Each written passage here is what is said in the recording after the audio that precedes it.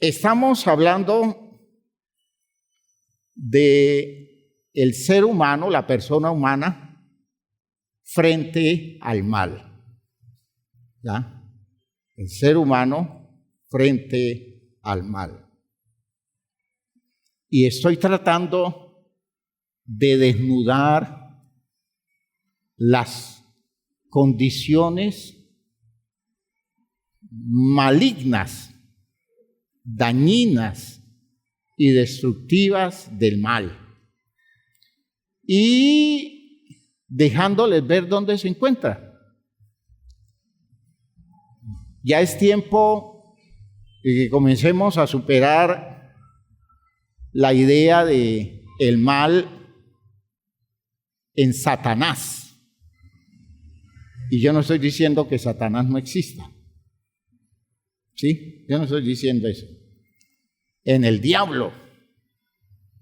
A veces le tenemos tanto miedo al diablo, pero no nos sentimos incómodos con el mal que está operando dentro de nosotros. Y que el diablo sea malo, sea perverso, que el diablo sea un mentiroso, ese es el problema de él. Y mientras el problema del diablo no tenga que ver conmigo, allá el diablo y su maldad. Pero lo que me daña a mí, lo que daña a la sociedad humana, no es la maldad del diablo, es la maldad que opera en nosotros, que crece en nosotros, en nuestra estructura social. La maldad que ha cenido en el corazón nuestro, aunque nosotros nos identifiquemos como cristianos. Y esa maldad que hace que nosotros nos convirtamos en personas enloquecidas, que no tengan la más mínima capacidad para hacer el discernimiento adecuado de todas las condiciones de la vida. Porque una de las cosas que caracteriza el poder del mal es que, por ejemplo, cauteriza la conciencia, una figura metafórica, cauteriza la conciencia, es decir, no permite que nosotros percibamos la sensibilidad o la intervención oportuna de la conciencia, dejándonos ver las deformaciones de la vida nuestra. Y por eso, hermanos míos, poder uno descubrir el mal que lleva adentro o el mal que trata de controlarlo a uno, de derrotarlo y de ponerlo a ser una factoría de sus intereses, de su economía, la economía del mal. Y cuando hablo de economía del mal no estoy hablando de dinero, estoy hablando de esa fuerza social que el mal maneja en el mundo entero. Y ponernos a nosotros a funcionar alrededor de eso es de las cosas más terribles que existen y es lo más frecuente que se da. Es muy difícil que en esa inconsciencia de tipo moral y espiritual nuestra, hermanos míos, nosotros no terminemos dañados por la actitud mala de los demás, y como consecuencia de eso, terminemos nosotros haciendo lo malo como reacción a la maldad que hemos recibido, y ya ya el mal logró su efecto. El efecto del mal, mínimo, el menos significativo, es hacernos daño en lo físico o en las condiciones existenciales nuestras, pero que nosotros permanezcamos fieles al bien. Hasta nos pueden quitar la vida y el mal no se siente victorioso de quitarnos la vida sin torcernos del camino del bien. Esa fue la ingenua victoria del mal con Jesús. El mal mató a Jesús, pero al fin no obtuvo nada, porque el mal nunca venció a Jesús. Jesús venció al mal en la muerte, que es la cosa que uno dice, no, el mal fue tan poderoso que lo mató. No, Jesús se enfrentó al mal en el territorio, en el reducto poderoso de él, que es la muerte a través del miedo, porque la idea es el miedo a la muerte como recurso para dañarnos. Jesús no se dejó dañar y aceptó la muerte sin torcerse, y esa victoria hizo que él terminara derrotando al mal. ¿Me están oyendo? Hay cosas que a veces nosotros no medimos bien. Por ejemplo, la maldad del mundo quiere quitar las cosas que nosotros tenemos. ¿Ya?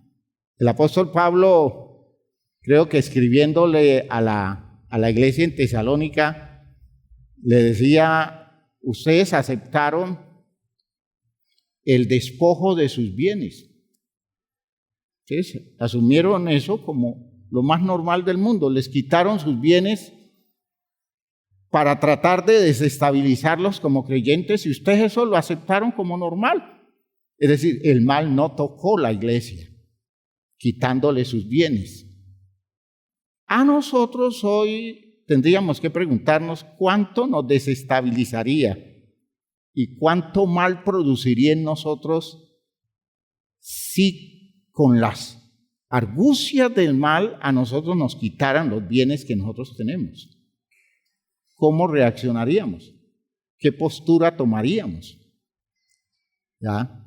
Y hermanos, allá es donde yo quiero que nos vayamos metiendo, como ir descubriendo con claridad las cosas en el orden en el que nosotros debemos tener claro nuestra victoria sobre el mal.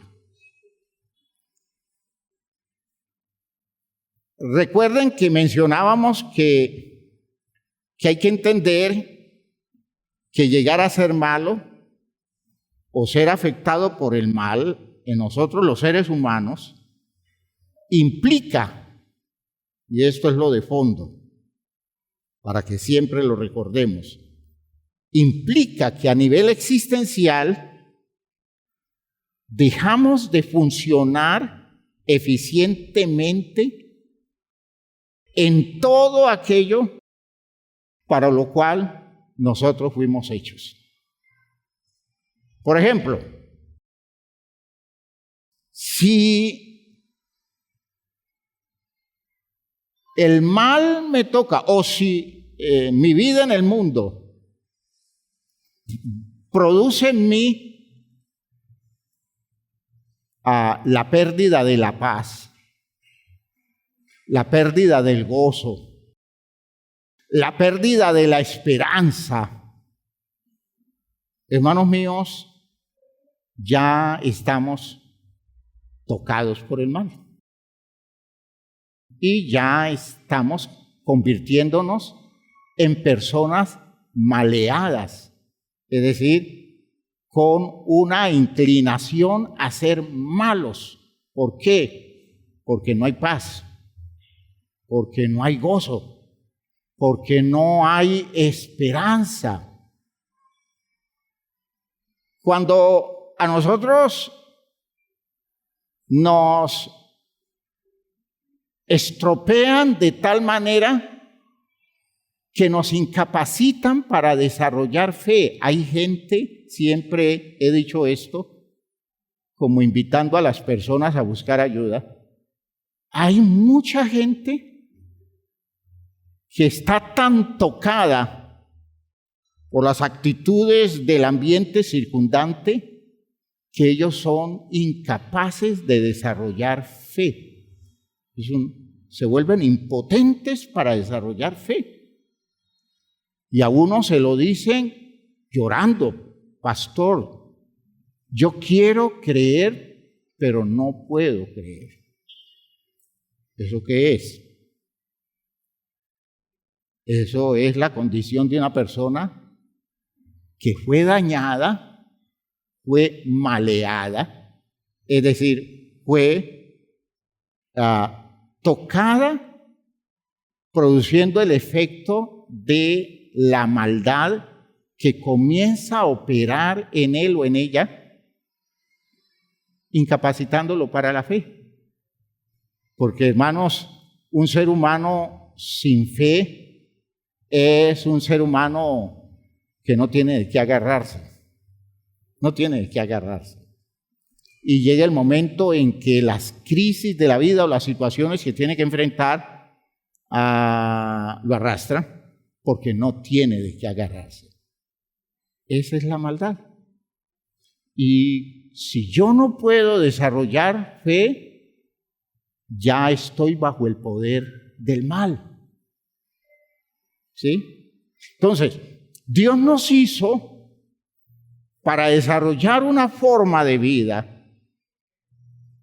Y si usted trata de conocer a Dios y entender lo que es Dios, jamás se puede imaginar que Dios haya construido el ser suyo para hacerlo desgraciado, para hacerlo infeliz.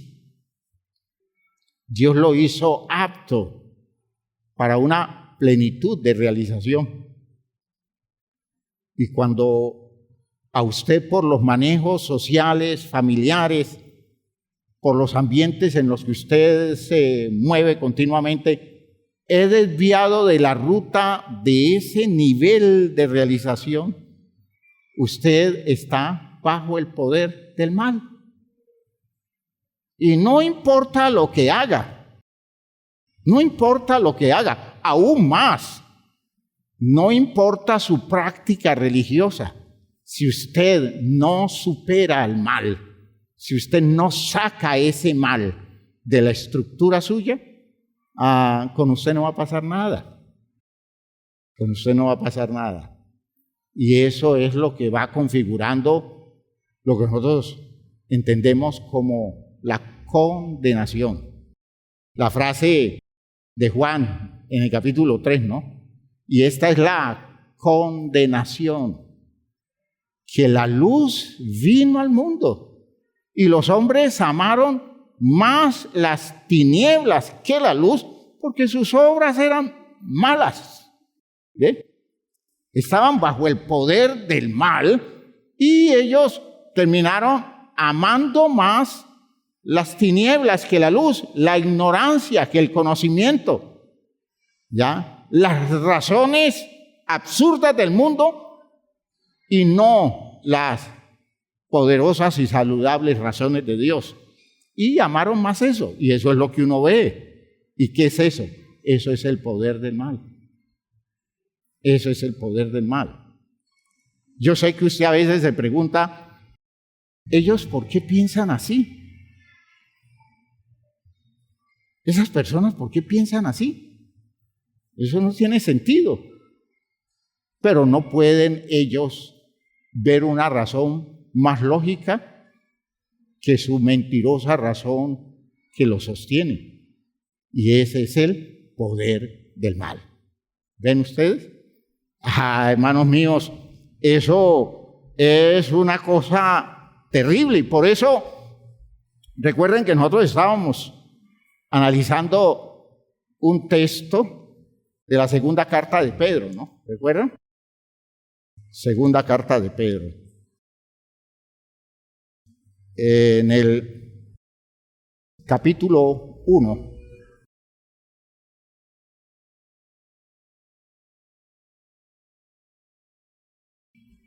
El apóstol Pedro, así lo entendemos, escribe esta carta que no es literalmente escrita por el apóstol Pedro, pero se le atribuye. Y entonces lo importante es que es una carta inspirada. Dice en el versículo 3 del capítulo 1, como todas las cosas que pertenecen a la vida y a la piedad, nos han sido dadas por su divino poder, mediante el conocimiento de aquel que nos llamó por su gloria y excelencia. ¿A quién se está refiriendo? ¿Quién nos dio, mediante su poder, todas las cosas que pertenecen a la vida y a la piedad? ¿Quién fue? Dios. Claro. Mediante el conocimiento de aquel que nos llamó por su gloria y excelencia, por medio de las cuales nos ha dado preciosas y grandísimas promesas, para que por ella llegaseis a ser participantes de la naturaleza divina, habiendo huido de la corrupción que hay en el mundo a causa de la concupiscencia.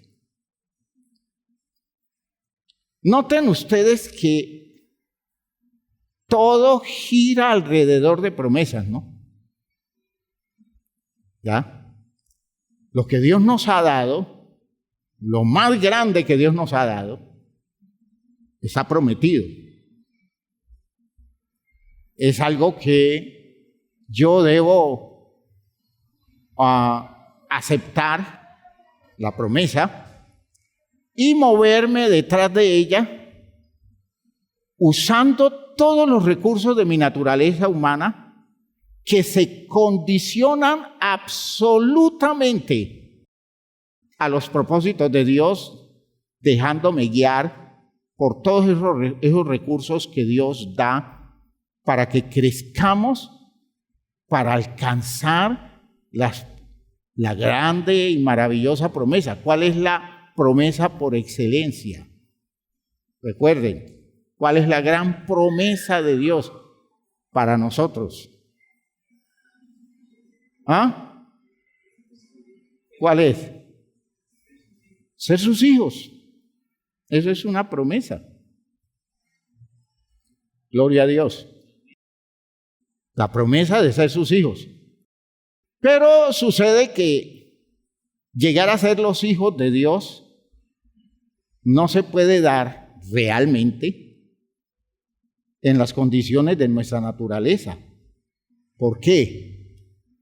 Porque nuestra naturaleza es el barro físico de este mundo. Esa es nuestra naturaleza.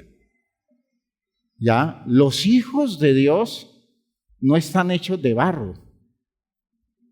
Pero a esas criaturas de barro, Dios les promete que llegan a ser sus hijos, porque les ha prometido que ellos van a heredar una naturaleza semejante a la naturaleza de Él, es decir, a la naturaleza divina.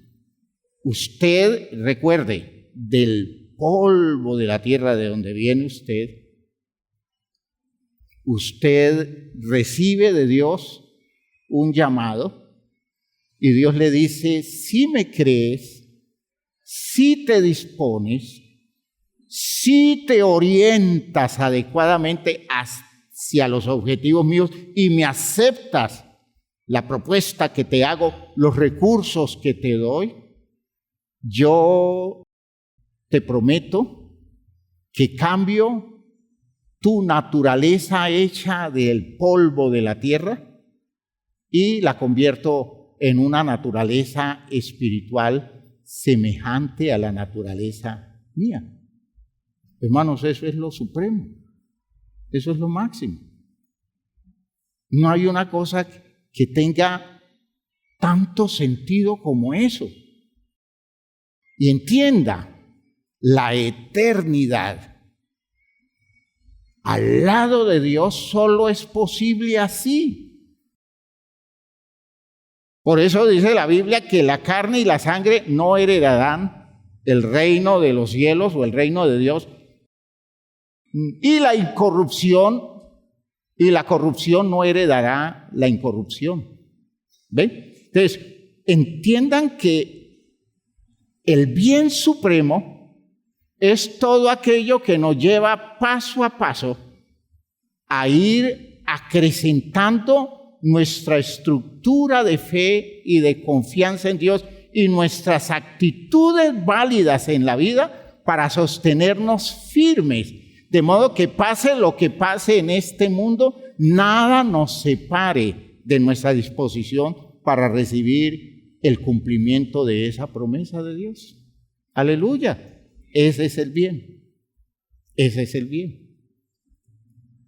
Y si ese bien está allí, hermanos míos, el mal no nos puede tocar, no importa lo que haga el mal. ¿Por qué? Porque ese bien impide que el mal se manifieste. ¿Ya? Es la condición incomparable de alguien que está caminando por la ruta de la voluntad de Dios hacia el objetivo supremo de la gloria divina. Y no importa en las circunstancias que se puedan encontrar, mientras la persona permanezca firme en su convicción, no importa lo que le pase en este mundo, hermanos míos, el mal no lo toca. El mal no le va a hacer daño. ¿Van cogiendo por allí y a poquito la idea? Eso es lo que dice allí. La promesa del programa de Dios con nosotros es elevar el polvo de la tierra a la condición maravillosa de llegar a ser participantes, dice el texto, de la naturaleza divina. Sin embargo, vean ustedes lo que dice el versículo 4 al final.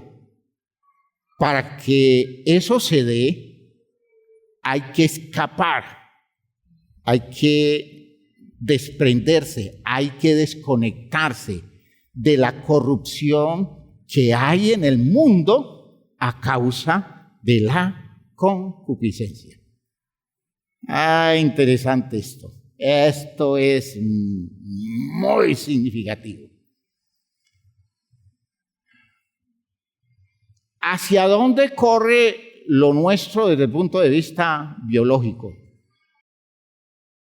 ¿Hacia dónde corremos nosotros biológicamente hablando? Hacia la muerte. ¿Sí o no? Nos vamos a morir. Usted y yo nos vamos a morir. Inevitablemente nos vamos a morir. Pero eso que mi naturaleza biológica asume, acepta, no es lo que Dios a mí me ha prometido. Y recuerdan ustedes que les explicaba que en esas condiciones biológicas nuestras, nosotros somos unos animalitos que han venido desarrollando su naturaleza animal a lo largo de millones de años, que nosotros heredamos sus condiciones físicas de la biología animal, que ha crecido por millones de años, pero Dios, al crear al ser humano en esa naturaleza biológica de origen animal, desarrolló en él la sensibilidad para aceptar el llamamiento que él ya hacía, le dio inteligencia, le dio capacidad, le dio conciencia, le dio esa disposición para entender que más allá de lo biológico hay un futuro para nosotros, que lo biológico se queda aquí, lo biológico se muere, pero nosotros tenemos un futuro de valor eterno que no está ligado a lo biológico porque está dependiendo de una promesa de Dios que ha prometido hacernos partícipes de la naturaleza divina. Eso es lo que somos capaces de entender y eso es lo que nos hace seres humanos y nos saca de la simple condición de los animales. Pero recuerden ustedes que ese animal que llevamos dentro se resiste porque ese animal solo interpreta las cosas en lo que animalmente puede interpretarlas y para lo que animalmente sirven. El animal en nosotros vive buscando algo que le conserve la vida, vive satisfaciendo sus apetitos, el hambre, la sed, todas aquellas cosas que cree necesitar por su biología a lo largo de millones de años ha venido desarrollando caminos para resolver esas necesidades, que incluye la necesidad sexual, ¿ya? La demanda de orden sexual, incluye la capacidad para vivir en manada, pero al mismo tiempo incluye la incapacidad para subordinarse, para someterse y se tiene que generar esa la fuerza y a través del miedo. Eso es lo animal. Lo animal hace que nosotros estemos todo el tiempo a la defensiva, que estemos nosotros temiendo que nos hagan daño y vivimos a la expectativa en medio de la selva, porque allí creció el animal, a la expectativa de los enemigos depredadores que están a todo el tiempo acechando.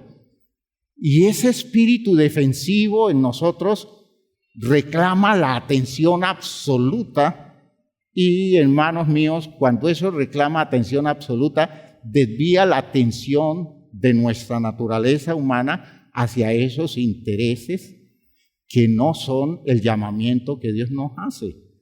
Entonces, cuando yo como ser humano quiero usar los recursos de mi naturaleza humana para los fines del llamamiento que Dios me hace, dirigir todo mi ser hacia allá, todas las fuerzas de mi naturaleza biológica resisten y dicen, no, yo necesito eso para esto, y nosotros necesitamos conseguir esto, necesitamos obtener este objetivo, necesitamos llegar a cierta meta desde el punto de vista físico, desde el punto de vista animal. Y esa es una lucha continua de si el hombre en el propósito de Dios prevalece o si prevalece el animal que lo tira hacia abajo. ¿Me están oyendo bien? Los instintos, las pasiones. Eso está luchando en usted. La pasión se quiere satisfacer como sea. Y usted le dice, usted no tiene derecho de satisfacerse en un territorio donde usted está irrespetando a otra persona. Porque una de las cosas que el orden de Dios ha impuesto es que todos los seres humanos son dignos de respeto y usted no tiene derecho de pasar por encima del otro ser humano para satisfacer lo suyo. ¿Me están oyendo lo que estoy diciendo? Pero la biología nuestra dice, a mí que me importa el otro. Es lo que yo quiero, es lo que yo deseo, es lo que yo estoy buscando. Primero mi barriga y luego los demás. Y si no alcanza para los demás, pues que se mueran de hambre los demás, pero yo lleno primero lo mío. Ese elemento instintivo está allí. Está allí. Y solo por vocación, solo en el orden de Dios, solo dirigiendo nuestra mente hacia los objetivos de Dios, nosotros conseguimos redireccionar nuestra naturaleza animal y usarla para los fines de Dios, aunque ella se resista totalmente porque ella no tiene otro objetivo sino la satisfacción de los elementos básicos de su existencia. ¿Ahora están entendiendo la idea? La lucha entre la carne y el espíritu de Gálatas 5, lucha entre carne y espíritu. Bueno, ese es el punto del mal. Si en mí prevalece por los manejos sociales culturales equivocados el darle satisfacción a todas las fuerzas pasionales instintivas de mi vida, desconociendo el llamamiento que Dios me hace, casi que ignorando totalmente a Dios, y me dedico a satisfacer eso. Hermanos míos, ese es el mal. ¿Por qué? Porque eso me distrae dando vueltas en estas condiciones físicas de la vida, de modo que llega la muerte y ni siquiera desarrollo un mínimo de conciencia de que Dios me llamó para cosas más grandes. ¿Me está oyendo eso? Ese es el mal. Eso es el mal. Cuando usted le ofrecen satisfacerse en sus deseos, en sus impulsos, en sus instintos, cuando usted le dicen es que usted debe divertirse así, asá, todo ese afán,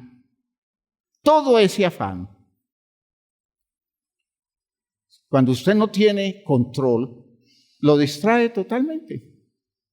Y el llamamiento que Dios le hace, nunca tiene importancia. La mayoría de la gente, y hablo de la gente que tengo aquí en la iglesia, la importancia que le da al llamamiento que Dios le hace es una importancia muy secundaria, porque hay cosas más importantes que hacer en la vida que ponerme yo a trabajar mi vida y someterla al régimen de Dios. Pues tengo que lograr esto, tengo que alcanzar esto, tengo que llegar a tal lugar, tengo que desarrollar estas posibilidades de mi vida, y dedicamos todas las energías de nuestra vida para conseguir esas metas y esos objetivos, de modo que cuando ya se nos aproxima la hora de partir de este mundo, decimos: ¿y yo qué hice de mi vida?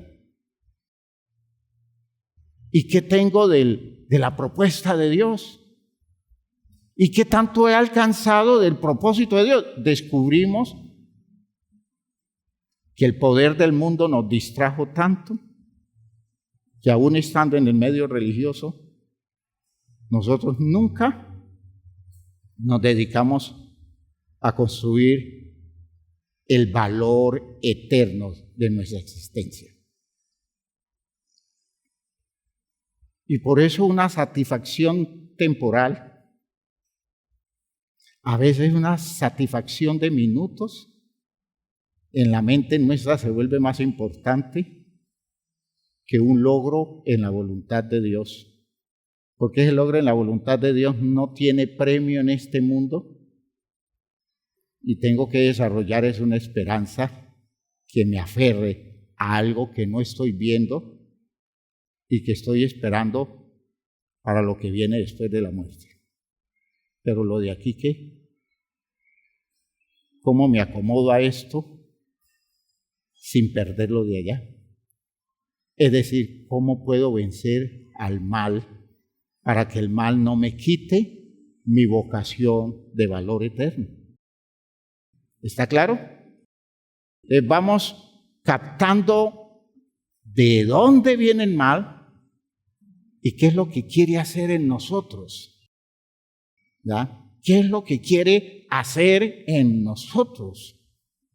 Dice, promesas maravillosas mediante las cuales nos hace participantes de la naturaleza divina, pero nos dice, habiendo huido de la corrupción, es decir, de la decadencia, del desmoronamiento, del desplome de lo físico, de eso que nos llena a nosotros de tanta satisfacción, pero que luego declina hasta llegar a la muerte, habiendo huido de la corrupción que hay en el mundo. Y aquí coloca una palabra interesante: a causa de la concupiscencia.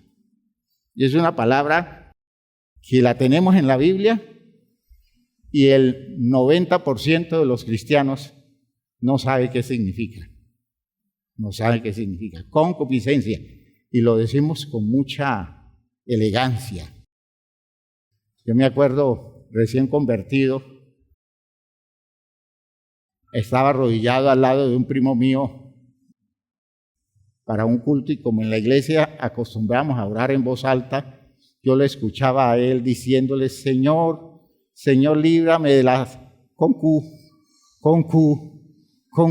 y yo tuve que acercarme y decirle: concupiscencias. Y yo le decía lo mismo al Señor, pero yo no sabía de qué estaba hablando.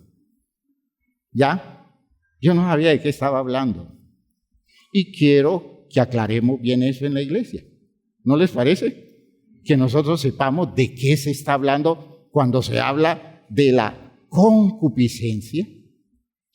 Digamos que en general la concupiscencia significa avidez de una cosa determinada que precede a la libre decisión del hombre y que intenta atraerla hacia su objeto. Es decir, la concupiscencia es lo que nos atrae de lo que hay en el mundo en el que vivimos. ¿Ya?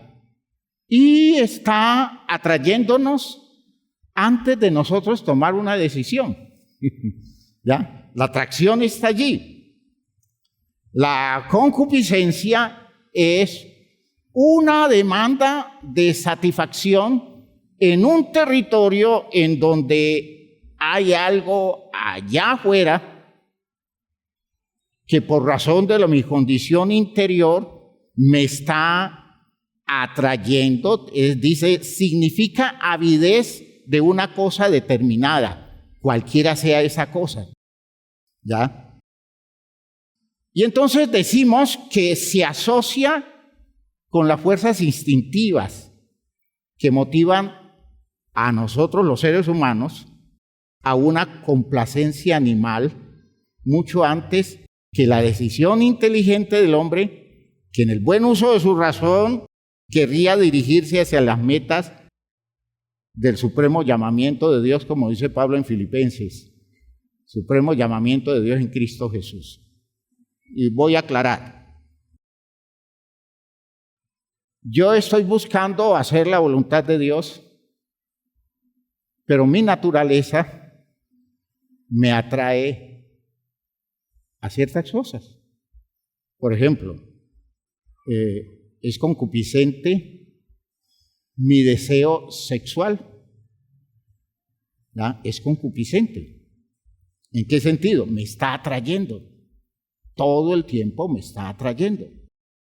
Es concupiscente mi deseo de tener cosas. Es muy animal. El tener cosas es animal, ¿no? El tener cosas no es de la condición superior del hombre. El hombre, cuando tiene cosas, el hombre en el ideal de Dios, las tiene para usarlas con fines determinados y no para simplemente acumularlas.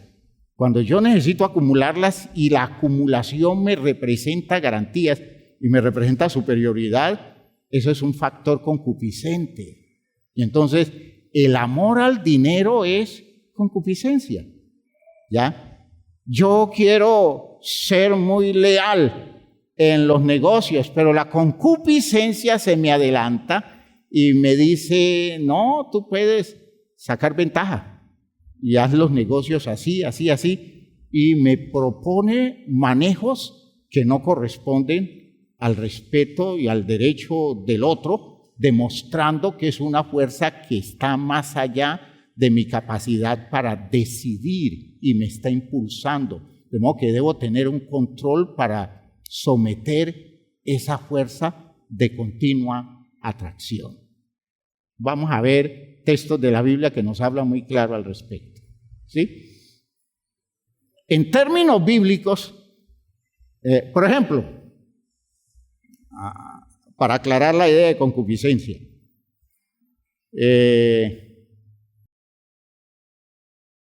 Esaú llegó con hambre el día que se fue a cazar y no consiguió nada.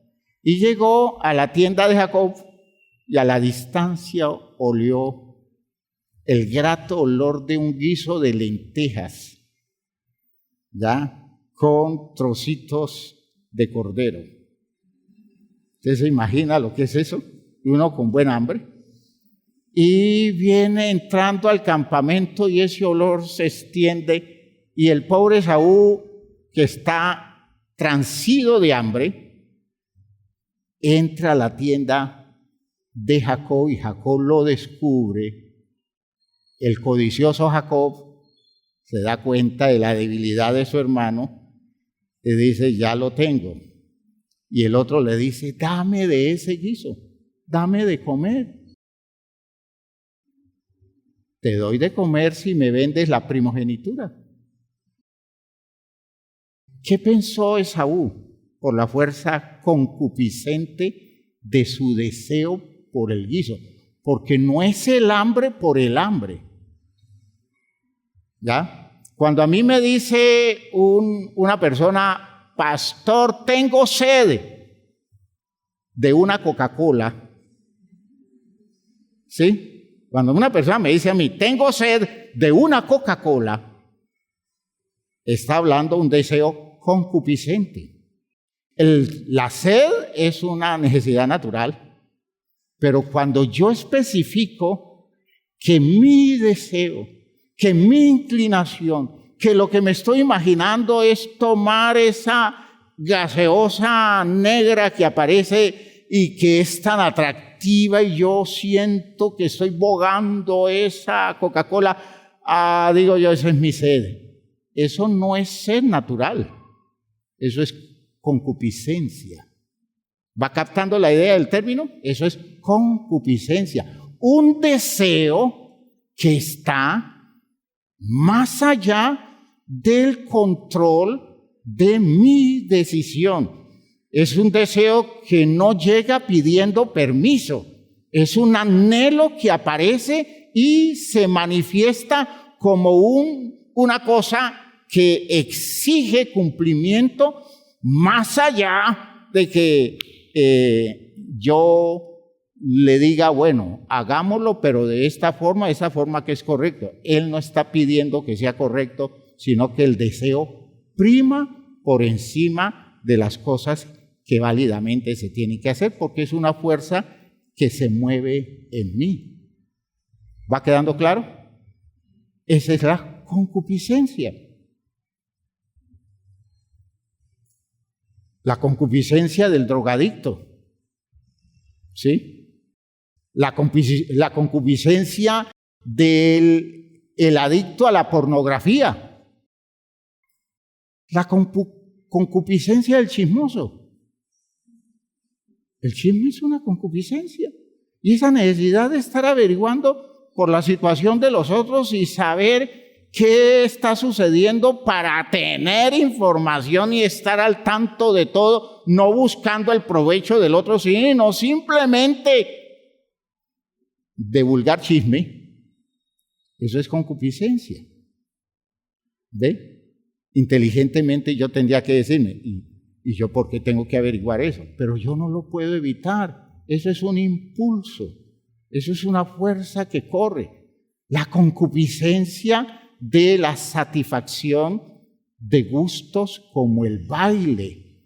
Hay gente que si usted los coge, los pies se le mueven solos al son de la música. Ellos se mueven solos. ¿Por qué? Porque es una inclinación, es una fuerza que los excede y no importa lo racional que sean, cuando eso llega, eso toma el control. Eso es una concupiscencia. Y por lo que ven ustedes, un estado concupiscente es anterior a un pecado. Tengo la inclinación, tengo la demanda interior. Muchas cosas vamos a ir viendo que la Biblia nos los muestra como fuerzas concupiscentes.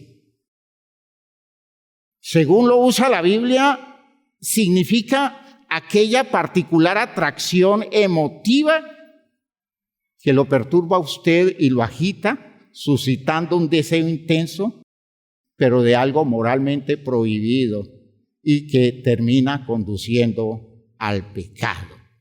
Las concupiscencias presionan desde el interior. Mi inclinación concupiscente es una cosa que viene del interior y no tiene que ver con lo que está allá afuera. Es como lo capto. Cuando la mujer perdió el orden de Dios y el sometimiento a Dios en el que fue creada, libre de Dios, cuando vio el árbol de la ciencia del bien y del mal y vio su fruto, lo vio como una cosa deseable que le hizo perder el control. Deseable como un fruto agradable a la vista, como un fruto atractivo para comerlo y como algo muy especial para dar la sabiduría. Es decir, se sintió atraída hacia ese fruto de una manera concupiscente porque el fruto tenía su atractivo. Y como no había una palabra de Dios que mediara y le dijera, por allí no es, porque rompió con eso, renunció a la obediencia a Dios, apareció toda la fuerza concupiscente que ella nunca pudo controlar. Cuando llegó donde el hombre, al hombre le pasó lo mismo. Le sucedió la misma cosa. No fue la mujer que lo hizo pecar, fue su inclinación concupiscente. ¿Me están oyendo lo que estoy diciendo? Entonces, si vamos entendiendo el asunto de esa manera, la concupiscencia inclina y luego aparece el pecado. Vaya a Santiago en el capítulo 1 para aclarar, dejar definida la idea. Santiago 1, en el capítulo 13, miren cómo dice Santiago.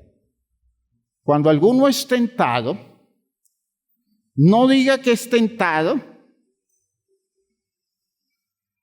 de parte de Dios. Porque Dios no puede ser tentado por el mal, ni Él tienta a nadie. Observen que la tentación se despierta en nosotros por una fuerza de maldad, es decir, por una inclinación de maldad, por una condición mala en nosotros que nos tira hacia algo de una forma pecaminosa.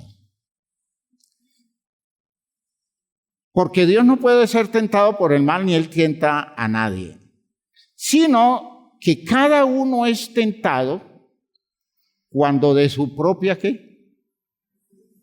Concupiscencia es ¿qué? Atraído y ¿qué? Seducido.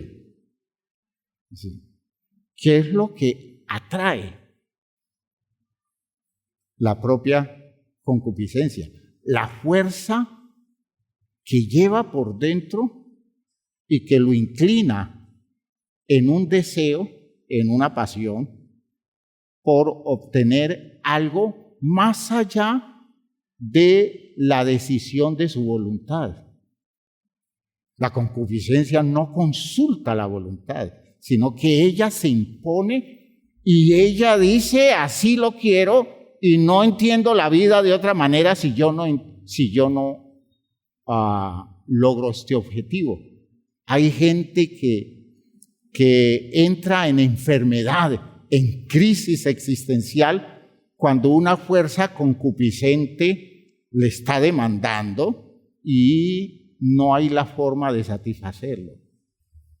La gente dice, es que eso me pone tan mal que casi me pone al borde de volverme loco. La fuerza concupiscente impone la demanda.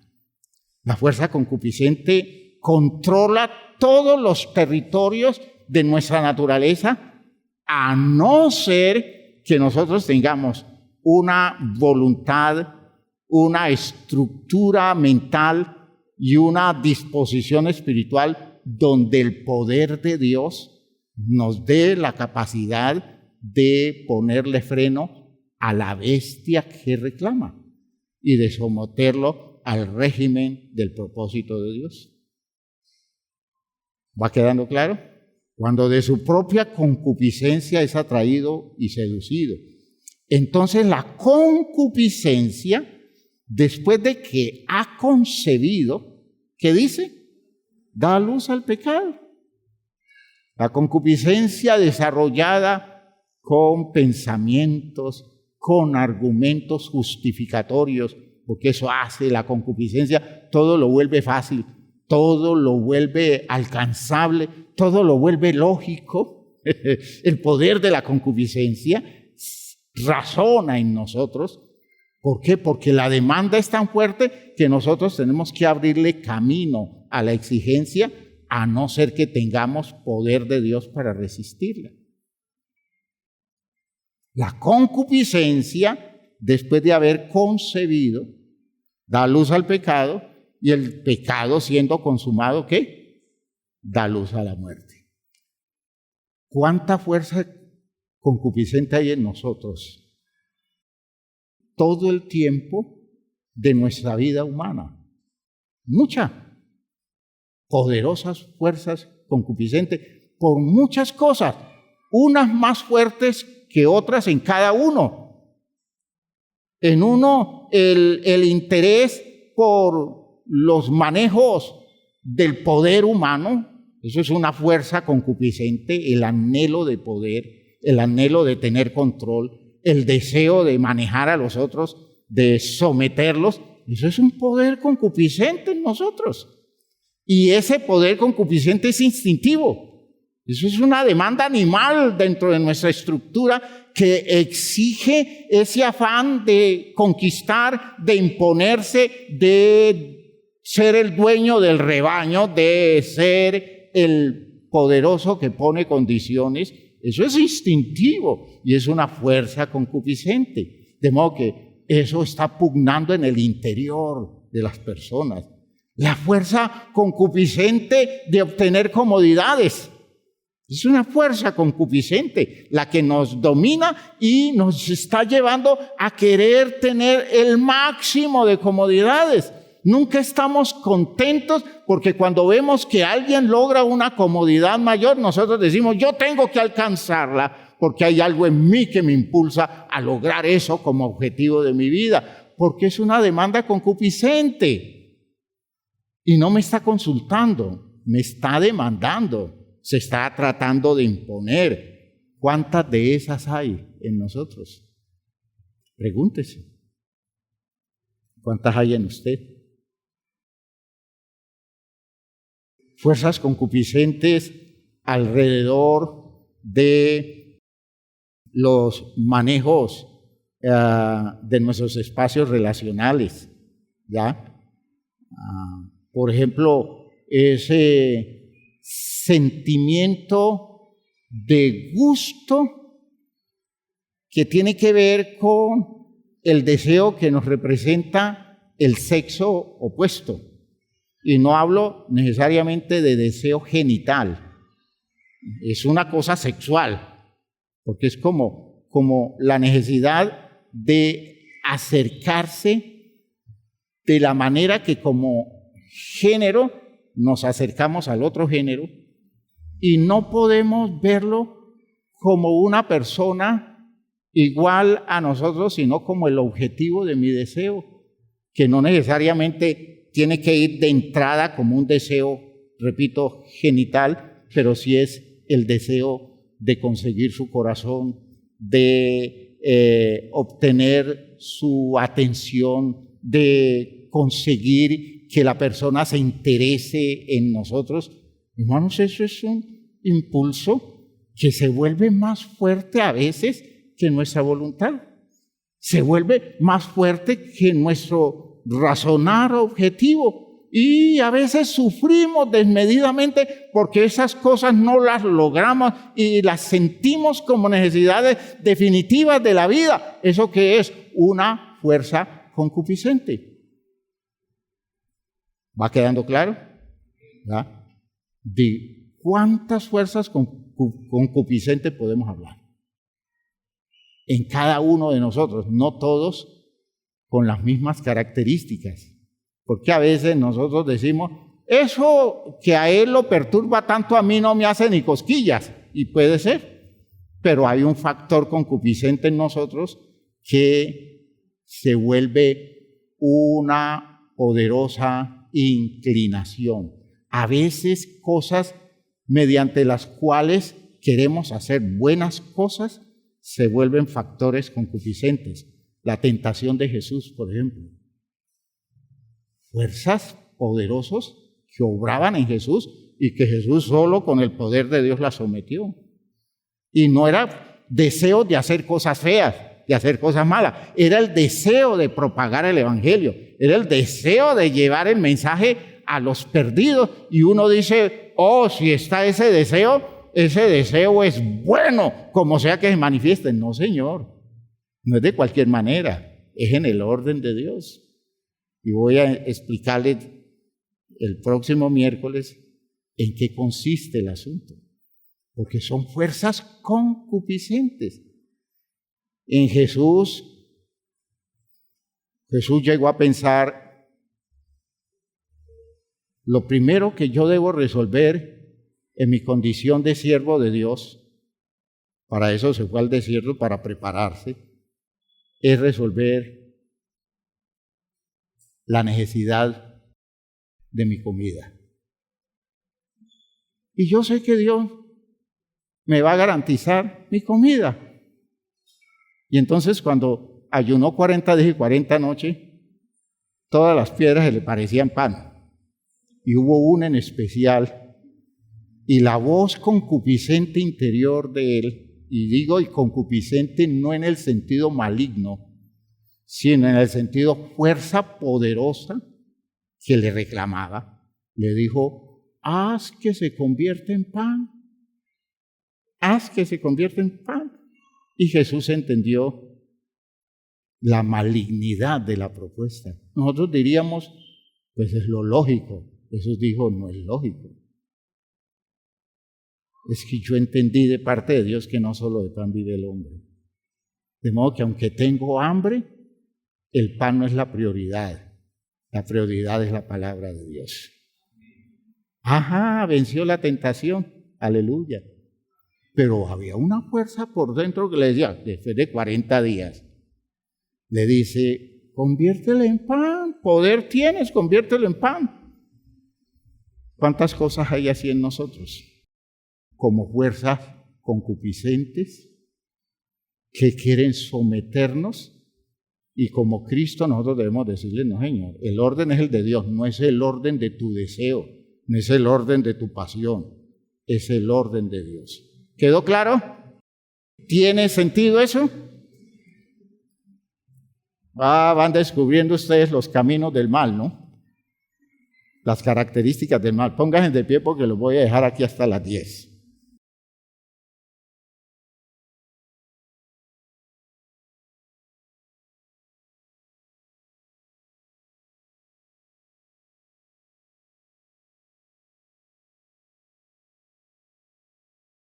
Pregúntese para que lo escriba. Escriba en alguna parte cuáles son las 3 cosas que se expresan en usted como los deseos más fervientes de su vida. 3, solo 3. Hay muchas más, pero le pido por 3. Las 3 cosas que en usted, allá adentro, están luchando por lograrse, porque son los reclamos que desde el interior suyo usted siente que le hace la vida. Solo 3. Se van a escandalizar ustedes, se van a escandalizar. Allí están. Y son fuerzas que cuando se expresan, no le piden permiso a usted. Ellos no piden permiso. No dicen, por favor, me cedes 15 minutos de tu agitado tiempo, de tu dedicación al trabajo. Dame 15 minutos, solo 15 minutos para